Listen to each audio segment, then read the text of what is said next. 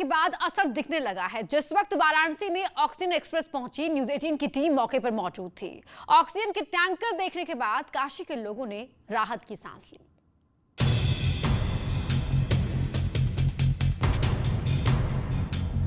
Oxygen के इस tanker में कई लोगों की जिंदगी आई है। काशी के लोग बड़ी बेसब्री से इसका इंतजार कर रहे थे। 24 अप्रैल को अंधेरे में करीब 2 बजे जब ऑक्सीजन एक्सप्रेस वाराणसी के कैंट स्टेशन पहुंची तो कई मरीजों की जिंदगी में उजाले आ गए। वाराणसी में राहत भरी खबर आई है। ऑक्सीजन एक्सप्रेस वाराणसी के कैंट रेलवे स्टेशन पहुंच चुकी है। लगातार ऑक्सीजन के किल्लत के बाद पीएम मोदी ने बैठक की और बैठक के बाद कई राहत भरे कदम उठाए गए। उनमें से एक ये है, बोकारो से सीधे चल करके ऑक्सीजन एक्सप्रेस जो है वो यहाँ पहुंची है और एक टैंकर यहाँ पर पहुंचाया गया है, इमरजेंसी में पहुंचाया गया। इसके पहले ठीक एक दिन पहले एक टैंकर और पहुंचाया गया था। तो आनन फानन में ये 2 टैंकर जो है वाराणसी में भेजे गए। एक टैंकर में 20,000 लीटर लिक्विड ऑक्सीजन है। इस तरह 2 दिन में 40,000 लीटर ऑक्सीजन काशी पहुंचा दिए गए हैं। काशी को रोजाना करीब 15 से 20,000 लीटर यानी एक टैंकर ऑक्सीजन की जरूरत है। पिछले 2 दिनों से रोज एक टैंकर ऑक्सीजन सप्लाई हो रही है। ऑक्सीजन को लेकर के जो मरीज थे और उनके जो तीमारदार थे वो लगातार परेशान थे कि बनारस में ऑक्सीजन की किल्लत है, ऑक्सीजन की परेशानी है। इसको देख करके जिला प्रशासन और पीएम मोदी के ने जो आगे बढ़ करके कदम उठाए उसकी एक तस्वीर वाराणसी में देखने को मिल रही। रात को 2 बजे वाराणसी के रेलवे स्टेशन पर ये ऑक्सीजन पहुंचा है। इसे तत्काल रामनगर प्लांट में भेज दिया गया, जहां से अस्पतालों को ऑक्सीजन सप्लाई की गई। भारी सुरक्षा के बीच ऑक्सीजन एक्सप्रेस से एक टैंकर को उतारकर ट्रेन को लखनऊ के लिए रवाना कर दिया गया, क्योंकि बोकारो की इस ऑक्सीजन एक्सप्रेस पर 3 टैंकर थे। एक टैंकर वाराणसी के लिए तो 2 टैंकर लखनऊ के लिए।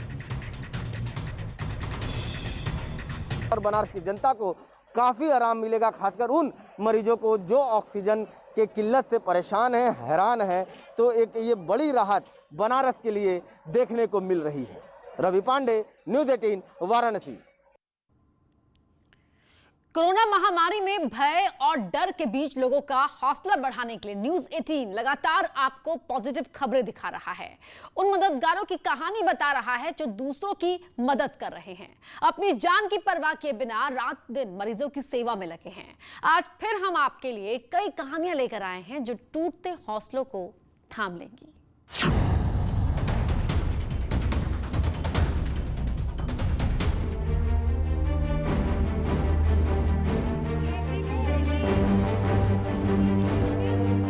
टूटते हौसलों को थामने वाले।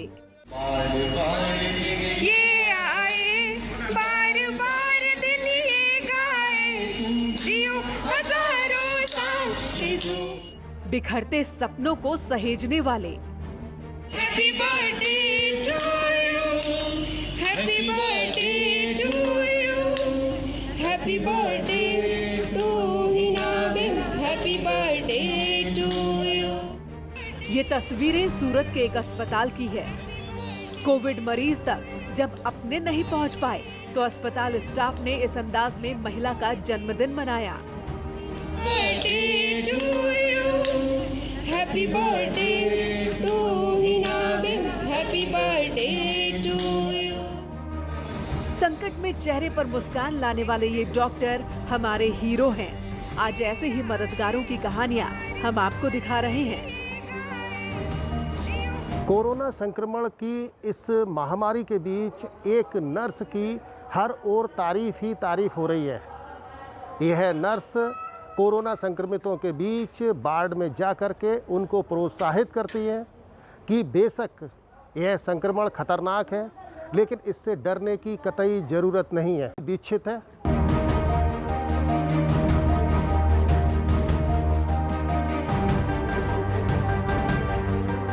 इटावा के डॉक्टर भीमराव अंबेडकर राजकीय संयुक्त चिकित्सालय में सहायक नर्सिंग अधीक्षक उर्वशी दीक्षित तैनात हैं। कोरोना मरीजों के पास जाने से घबराती नहीं है, हर एक मरीज का हालचाल लेती रहती हैं। अक्सर देखा गया है कि कई लोग खाना पूर्ति के लिए अपनी ड्यूटी करते हैं, लेकिन उर्वशी सेवा भाव से लोगों का हौसला बढ़ाने में लगी है।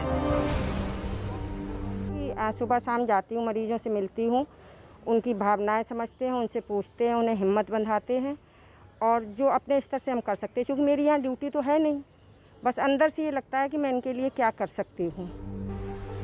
कोरोना पीड़ितों के लिए उर्वशी किसी फरिश्ते से कम नहीं है। तस्वीरें उर्वशी के सेवा भाव की कहानी बता रही हैं। एक एक मरीज के पास जाकर उनका हाल जानना इस संकट में छोटी बात नहीं।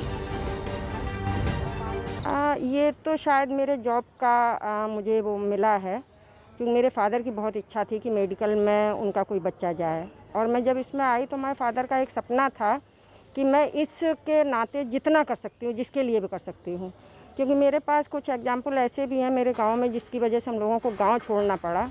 मैंने उसके भी काम में कभी ये नहीं किया कि हम उसका काम नहीं करेंगे। तो प्रयास हमारा यही रहता है कि हम जिसके लिए, मतलब ईश्वर ने हमें अगर ये विभाग दिया है तो मुझे लगता है कि मैं जितने ज़्यादा से ज़्यादा लोगों के काम आ सकूं। उर्वशी उस वक्त भी मोर्चे पर तैनात थी जब बड़े शहरों से प्रवासी मजदूर अपने घर जा रहे थे। खाने के पैकेट के साथ उनकी मदद करती थी। किसी को बुखार था तो दवा देती थी, और जब कोई हौसला छोड़ने लगता तो उसे हिम्मत भी बंधाती थी। तो वो सारा ये कि खाली दवाई ही मेन ज़रूरत नहीं है, खाना भी ज़रूरत है, पानी भी ज़रूरत है, उनको मन की तसल्ली देना भी ज़रूरी है, क्यों घबराए हुए बहुत हैं लोग। तो मेरा प्रयास ये है कि उनके मन से घबराहट दूर हो। बस मनोविज्ञान तरीके से कि आप घबराइए नहीं, बीमारी है, जैसे और बीमारियां ठीक हो जाती हैं, ये बीमारी भी ठीक होगी। उर्वशी दीक्षित सिर्फ वार्ड के अंदर ही नहीं मदद करती। अगर किसी को ऑक्सीजन की जरूरत हो, कोई इमरजेंसी हो, किसी को परिजनों ने छोड़ दिया है और देखभाल करने वाला कोई नहीं है, तो उसे भी मदद करती हैं। दिन में 2 बार वार्ड के अंदर मरीजों से मिलती हैं। जरूरत पड़ने पर योगा करके लोगों को अंदर से मजबूत रहने की प्रेरणा भी देती हैं। इसको लेकर के स्वास्थ्य महकमा बेहद खुश और प्रफुल्लित बना हुआ है। सर, मैंने उनके साथ काम किया है, उनकी स्टोरी पर मैंने पर्सनली भी ऑब्जर्व किया, और साथ में मैंने लाभार्थियों से भी बात की थी। तो डिग्री कॉलेज के डिग्री कॉलेज के एक असिस्टेंट प्रोफेसर है अनुपम जी, मैं उनके संपर्क में आई जब वो कोविड से संक्रमित हुए। तो उनकी मदद के लिए, उनके मोरल को अच्छा करने के लिए मैंने उनसे मदद मांगी। तो उन्होंने मदद की और वो कोविड वार्ड में जाकर उनसे मिली और उनके मनोबल को बढ़ाया। उन्होंने कहा कि ये एक मानसिक लड़ाई है, आप ज़रूर जीतेंगे, जिससे उनमें बहुत बड़ा परिवर्तन आया और उन्होंने सकारात्मक रूप से इस लड़ाई को जीता। संयुक्त जिला परिसर अस्पताल के महिला विंग में कोविड मरीजों के 100 बेड हैं। इनकी देखभाल करने के लिए और भी लोग हैं, लेकिन उर्वशी इन्हें अपना मानकर सेवा करती हैं। इसी सेवा भाव की वजह से अब तक करीब 200 प्रशस्ति पत्रों से सम्मानित हो चुकी हैं। सबसे पहली बात तो हम सारे लोग उनके हौसले की तारीफ करते हैं कि वो इन परिस्थितियों में अपने परिवार के साथ और आम लोगों के हित के लिए सोच रही हैं। जब नॉर्मल व्यक्ति अपने नातेदार रिश्तेदार के घर आना नहीं जाता है, न एक दूसरे की मदद के लिए कोई खड़ा हो रहा है। ऐसे समय में उर्वशी का ये सेवा भाव तारीफ के काबिल है। इस महामारी में ऐसे ही मददगारों की जरूरत है जो न सिर्फ सेवा करें बल्कि लोगों की टूटती आस को एक उम्मीद दें। न्यूज़ 18 के लिए इटावा से दिनेश शाक्य की रिपोर्ट।